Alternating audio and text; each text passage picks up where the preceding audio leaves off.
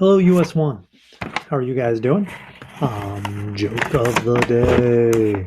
So, on a tour of the most remote islands in the world, a cruise ship passed a distant archipelago. One sharp eyed passenger spotted a raggedy figure rising from a campfire and waving his arms wildly. Captain, the passenger said, "Who is that man over there?" "I'm not sure," replied the captain, "but he goes nuts every year when we pass him." There you go. Yeah. All right. So I hope all is well. Today, we're going to start a time period called Reconstruction. So Reconstruction is a time period right after the Civil War. So like it's kind of like Humpty Dumpty, all the king's horses have to get together now and put the country back together again, right? And that's what Reconstruction is. Um, it's actually a really important struggle between the North and the South here in terms of remaking the South. The South fighting desperately to kind of like keep things as close to how they were before the Civil War, and the North looking to remake the South. Of course, the North wanting to make the South a lot like the North. And of course, in the middle of this are those former slaves. So the idea is like, what's going to happen to them? What will a new Southern government look like for them? And so that's kind of what this next couple of days is kind of going to be about. So a couple of things. Your next piece, remember the next part now that you've handed in your annotated bibliography, the next thing is a thesis, right? And those topic sentences. So there's a separate video on those, so make sure you check those out. There's a quiz today, so hopefully you're seeing this in time that you remember to like log on to Skyward and do your quiz. And you also do have homework tonight. So it's short, so you don't have to worry about too much about that. But yeah, so I hope all is well. Stay safe, stay smart, and talk to you guys later. So now that the fighting of the Civil War is complete, next we need to talk about how the heck to put the country back together again. So Reconstruction is the time period immediately following the Civil War. It goes to roughly about 1877. And it is exactly what it is. How are you going to reconstruct the country? And as you're going to see, there's very many conflicting ideas on how to do this. The Congress in the North, they're going to have their own ideas. Abraham Lincoln is going to have his idea, right? And then on top of that, you're going to have the South, who is going to be reluctant to any type of change. What the South, of course, is going to want is to basically go back to how things were, at least as close to as how things were immediately before the Civil War. Everybody knows slavery is over. Southerners accept that slavery is over. But Reconstruction is about what will Southern society look like? With the large question, what are you going to do with all these former slaves? There's over 4 million former slaves in the South. What will happen to them? So in terms of the ideas on how to put the South back together and what to do about those 4 million slaves. So Abraham Lincoln, as far back as 1863, in December of 1863, in his State of the Union address, says that individuals have rebelled, not the states. That is his opinion on this. And with that, the president has the power to pardon. So Lincoln's viewpoint, succinctly, is that secession was the action of individuals. Individuals have committed this crime. Individuals have done something wrong. The President of the United States can pardon those individuals. And Lincoln famously says in his second inaugural, with liberty for all and malice towards none. And so Lincoln, again, before the fighting is even over, in 1863, it doesn't even look like the North is going to win the Civil War. Certainly by March of 1864, when he says with liberty for all and malice towards none, March rather of 1865, the war is coming to a conclusion. So Lincoln wants to be forgiving. Congress, on the other hand, is led by a gentleman named Thaddeus Stevens. Thaddeus Stevens is a Republican. He's from Pennsylvania. He is what is known as a radical Republican. His viewpoint as leader of the House of Representatives is that the South has rebelled, and the South, as such, should be treated as conquered territory. So Lincoln never viewed the South as a separate, independent government.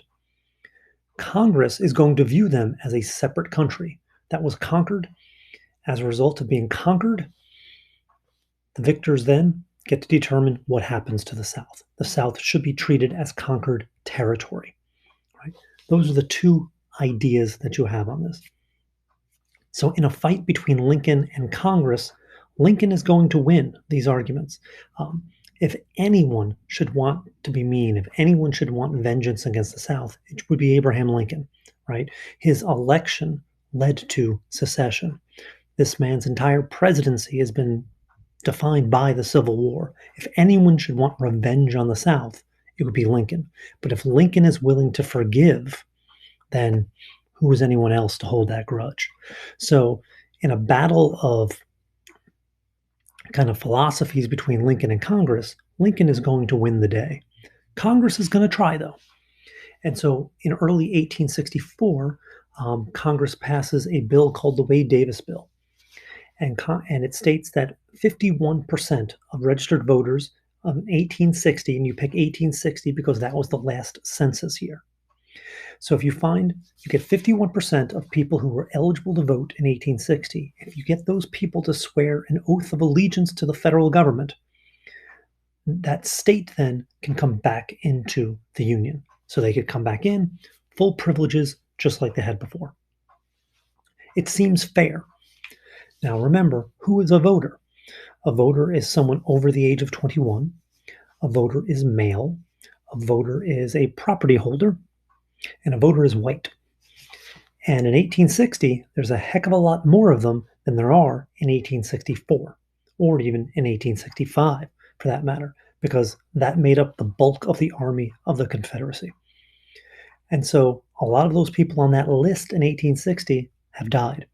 So finding 51% of a list in which a large number of them have died, it doesn't seem as easy as it looks on paper. Lincoln understood this. Lincoln vetoes the bill. But he liked the idea because, again, it deferred to the president, basically pardoning officials and letting them take an oath. Lincoln's good. We're good. So Lincoln likes the idea. He just reduces the number down to 10%. And again, in that fight between Lincoln and Congress, Lincoln is going to win.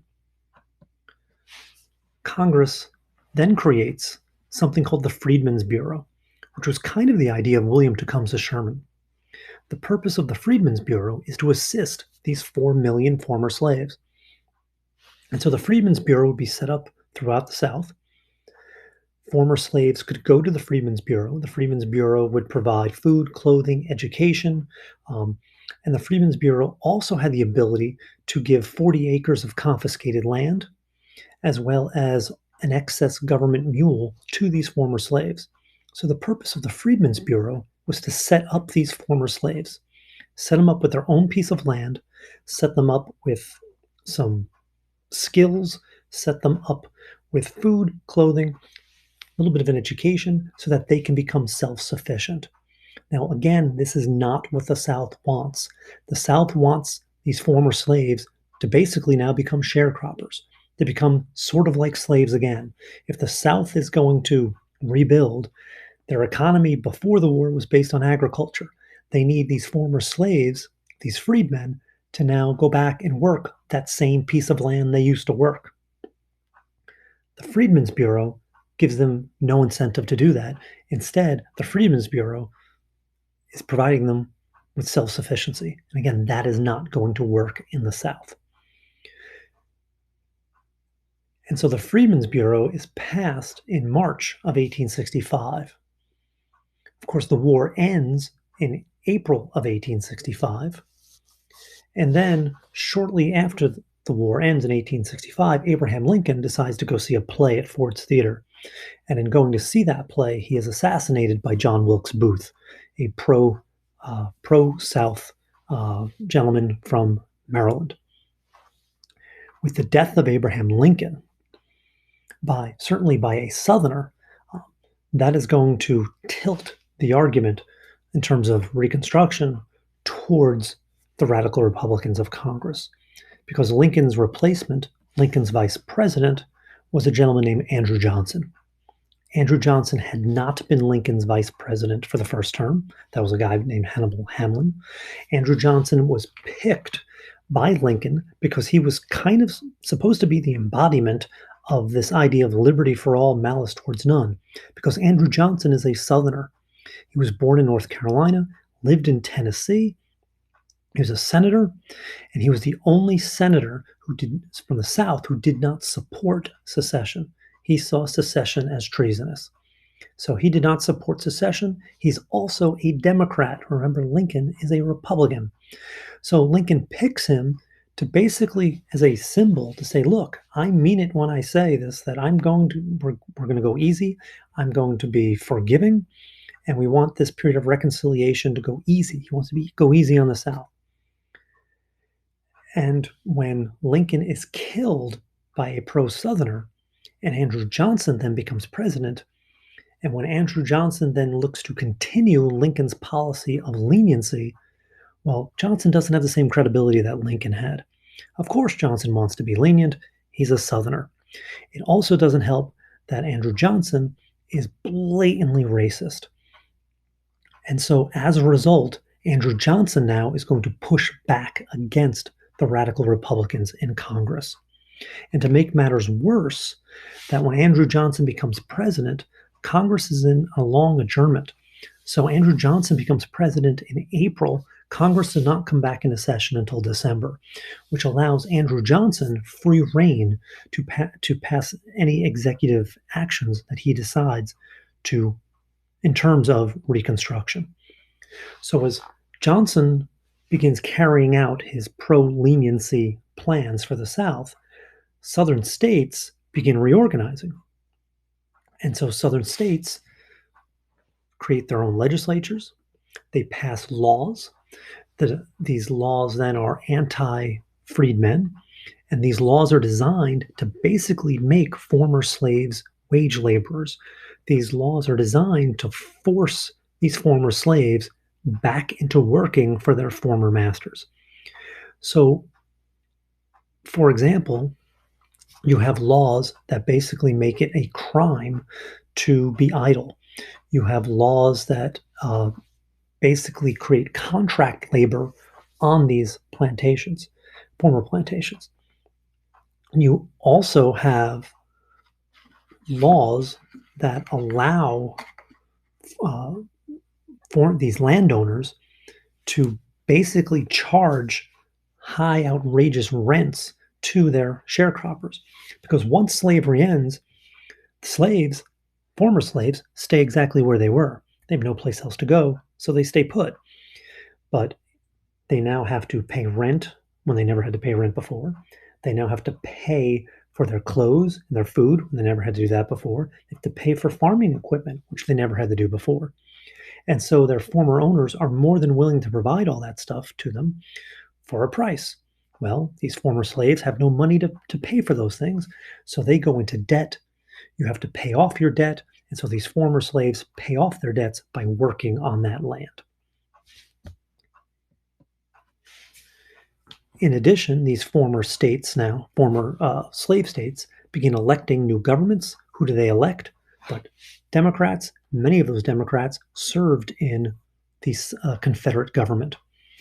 On top of that, without a 3/5 clause, now all of a sudden blacks are counted as equally in terms of representation, which means the South now gets even more representation in Congress.